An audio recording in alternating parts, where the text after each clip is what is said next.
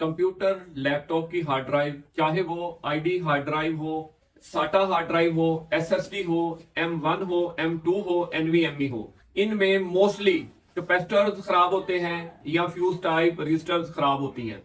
In register को, इन capacitor को कैसे चेक किया जाए, फॉल्ट कैसे ढूंढा जाए, अगर आप फॉल्ट नहीं ढूंढ सकते तो इसकी पीसीबी कैसे रिप्लेस की जाए, इन सारी बातों को जानने के लिए बायो में लिंक दिया गया है, वहां पे क्लिक करके मेरी पूरी वीडियो को देखें। इंशाल्लाह आप भी ठीक करने में कामयाब हो सकते हैं।